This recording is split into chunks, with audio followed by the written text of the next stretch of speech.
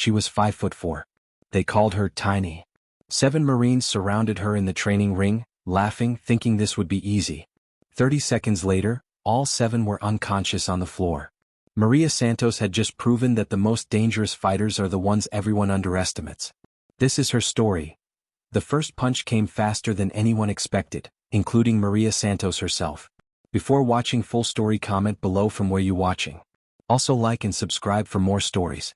One moment she was standing in the center of the training ring, sweat dripping down her face, surrounded by 7 Marines who towered over her 5'4" frame. The next moment, Sergeant Brooks was flat on his back, blinking up at the fluorescent lights, wondering what had just happened to his jaw.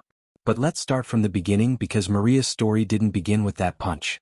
It began 3 months earlier, on a humid Tuesday morning in South Carolina, when she walked through the gates of Marine Corps Recruit Depot Paris Island with nothing but a duffel bag and a promise she'd made to her little brother. Maria had never planned to be a Marine. Growing up in East Los Angeles, she'd watched her neighbors' sons come home in uniform, some proud, some broken, all changed. Her mother cleaned office buildings at night and took care of other people's children during the day. Her father had left when Maria was 12, leaving behind only unpaid bills and the lingering smell of cigarettes in the curtains. "You're going to college, Mija," her mother would say, working her fingers to the bone to save every penny. "You're going to be something better than this." Maria had tried. She'd studied hard, worked part-time jobs, applied for scholarships. But when her younger brother Diego started running with the wrong crowd, when the college acceptance letters came with financial aid packages that still weren't enough, when she watched her mother's hopes slowly drain away like water through a cracked cup, Maria made a different choice. The military recruiter had kind eyes and a firm handshake. "The Marines will give you discipline, education benefits, and a chance to serve your country," he'd said. "Plus, we need strong women like you." Strong. The word had echoed in Maria's head as she signed the papers. She'd always been small, always been underestimated. Teachers looked past her in class. Boys dismissed her on the playground. Even her own mother worried she was too fragile for the world. But Diego had looked at her differently the night before she left for basic training. His eyes, so much like their father's, had held something she'd never seen before: respect. "You're braver than all of us, Maria," he'd whispered. "Show them what Santos women are made of." The first week at Paris Island nearly broke her. The drill instructors screamed until their voices cracked. The physical training pushed her body beyond limits she didn't know existed. Her bunkmates were a mix of farm girls from the Midwest, city kids from Detroit, and small-town athletes who'd been the toughest in their high schools. None of them looked at Maria and saw a Marine. "Hey, Tiny," called out Rebecca Morrison, a blonde from Texas who'd played Division I volleyball. "You sure you're in the right place? The Air Force is down the road." The others laughed. Not cruel laughter exactly, but the kind that comes from assumptions.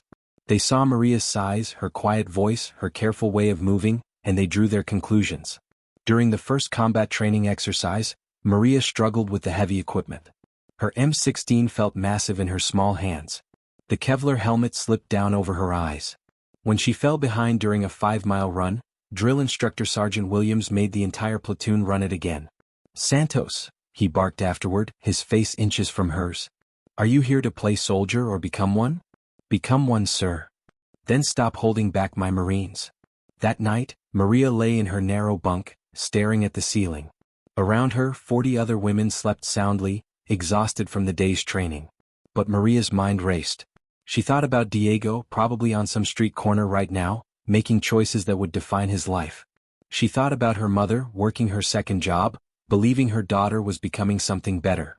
She thought about the word weak, and how it seemed to follow her everywhere she went. The breaking point came during week 6. Hand-to-hand combat training had begun, and the recruits were learning basic fighting techniques. They were paired by size and experience, which meant Maria usually sparred with other smaller women. But that day, drill instructor Williams had a different idea. "Combat doesn't care about your size," he announced to the assembled platoon. "The enemy won't politely match you up with someone your own height and weight." Santos. Front and center. Maria's heart hammered as she walked to the center of the mat. Around her, the other recruits formed a circle, their faces a mix of curiosity and pity. "Morrison. You're up." Rebecca Morrison was 6 feet tall and outweighed Maria by at least 50 pounds. She'd been the star of every physical challenge so far, and she wore her superiority like a badge. "Go easy on her, Morrison," someone called out. "Yeah, don't break the little one."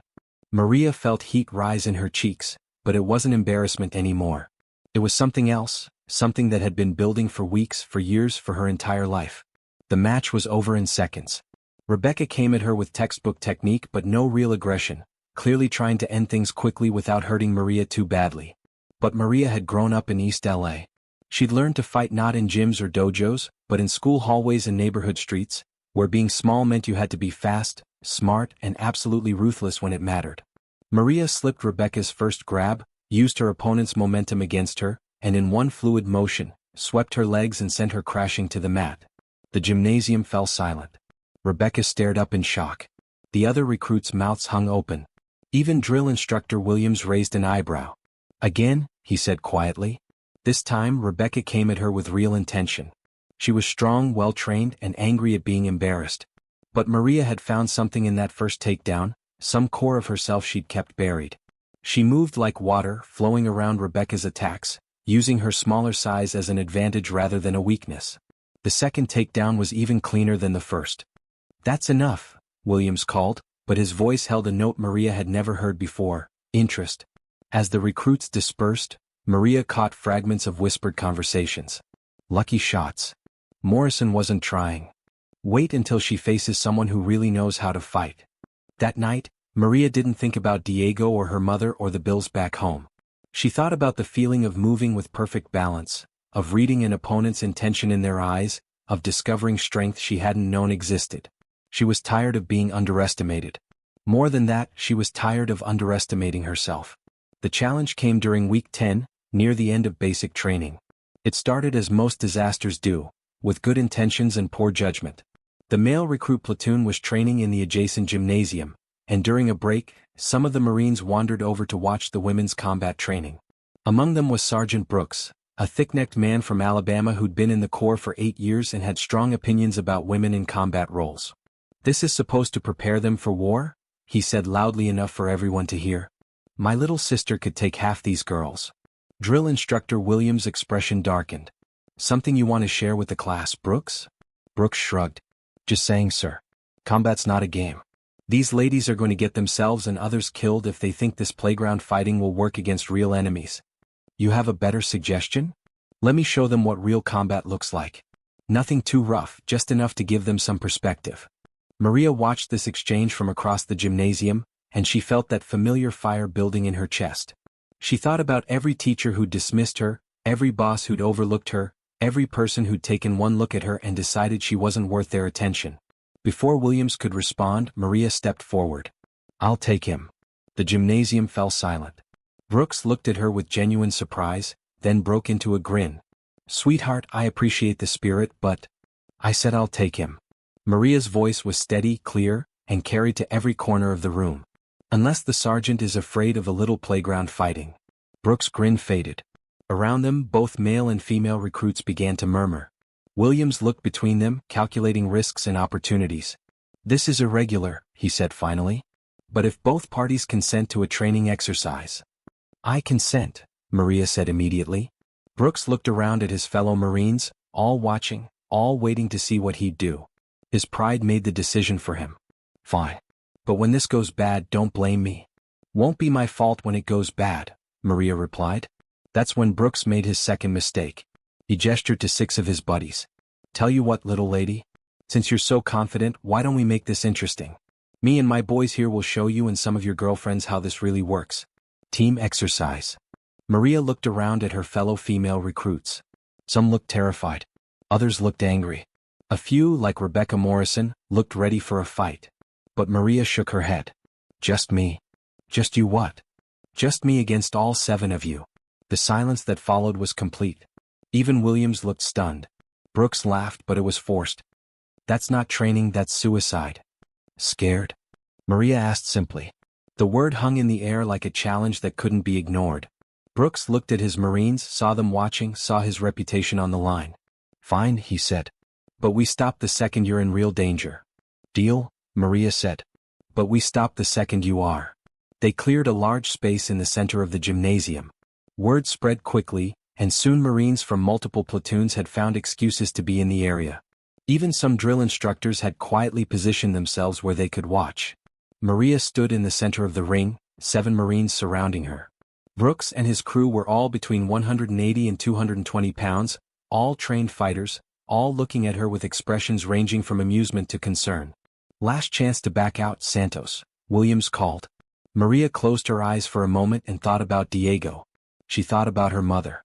She thought about every person who'd ever looked at her and seen weakness. When she opened her eyes, something had changed. "Begin."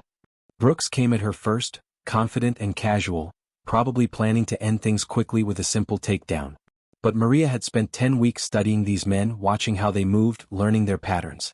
Brooks was strong and experienced, but he was also predictable. Maria stepped into his attack instead of away from it, got inside his reach before he could grab her, and drove her elbow up into his solar plexus with every ounce of strength in her small frame. Brooks' eyes went wide, his breath left him in a rush, and Maria's follow-up uppercut caught him perfectly on the chin. The first knockout took less than 3 seconds. The other 6 Marines looked down at their unconscious leader, then back at Maria, and their expressions shifted from amusement to something much more serious. "Brooks," one of them called, but the sergeant was out cold. "Still want to play?"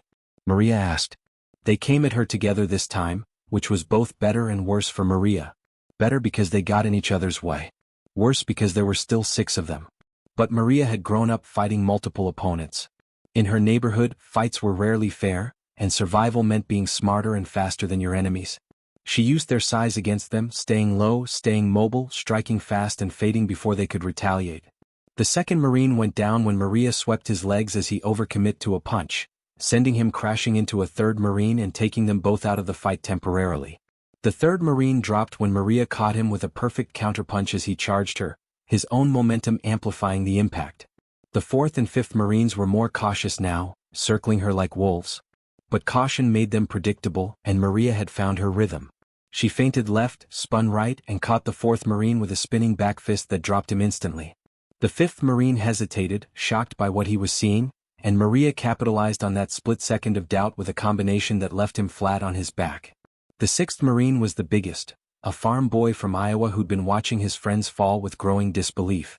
He came at her with everything he had, throwing wild punches that would have ended the fight if any of them had connected. But none of them did. Maria slipped his attacks like smoke, patient now, waiting for her moment. When he overextended on a massive haymaker, she stepped inside, trapped his arm, and used a judo throw that sent all 210 pounds of him crashing to the mat with enough force to shake the gymnasium floor. 7 Marines. 7 knockouts. Total time, less than 2 minutes. Maria stood in the center of the ring, breathing hard but still standing, surrounded by unconscious bodies. The gymnasium was completely silent except for the sound of her own heartbeat in her ears. Then someone started clapping. It was Rebecca Morrison, the volleyball player who'd called her Tiny on the first day. Soon others joined in, first the female recruits, then some of the male Marines, then the drill instructors themselves. The applause grew until it filled the entire gymnasium, echoing off the walls like thunder. Sergeant Brooks woke up 10 minutes later with a splitting headache and a crowd of Marines staring down at him. When he saw Maria standing nearby, the events came flooding back. "Holy hell," he muttered, sitting up slowly. "What did you hit me with?" "My fist," Maria said simply. Brooks looked around at his 6 unconscious buddies, then back at Maria, and something remarkable happened. He started to laugh. "I'll be damned," he said, accepting a hand up from one of the drill instructors. "I'll be goddamned. Santos, right?" "Yes, sir." "Sergeant Brooks," he said, extending his hand formally. "It's an honor to meet you." The handshake was firm, respectful, and witnessed by dozens of Marines who would carry the story far beyond Paris Island. Over the following days, Maria's legend grew. The story spread from platoon to platoon, building with each telling. "Did you hear about the little girl who knocked out 7 Marines?" Became, "Did you hear about Santos and the massacre in Gym 3? Became, "Did you hear about the recruit who single-handedly took down an entire squad of drill instructors?" But Maria didn't care about the legend. What mattered was the change she saw in people's eyes when they looked at her now. The respect in her drill instructor's voice. The way other recruits sought her advice during combat training. The letters from Diego, who'd heard the story through the military grapevine and was now talking about enlisting himself. Most importantly, what mattered was the change she felt inside herself. The girl who'd walked through the gates of Paris Island 3 months ago had been strong, but she hadn't known it. She'd been capable, but she hadn't believed it. She'd been a warrior, but she'd been hiding behind assumptions and expectations and the word weak that others had pinned on her like a label. Graduation day dawned clear and bright. Maria stood in formation with her platoon, now wearing the uniform and bearing the title she'd earned, United States Marine. In the crowd of families and friends she spotted her mother and Diego, both wearing their best clothes and expressions of pride so fierce it took her breath away.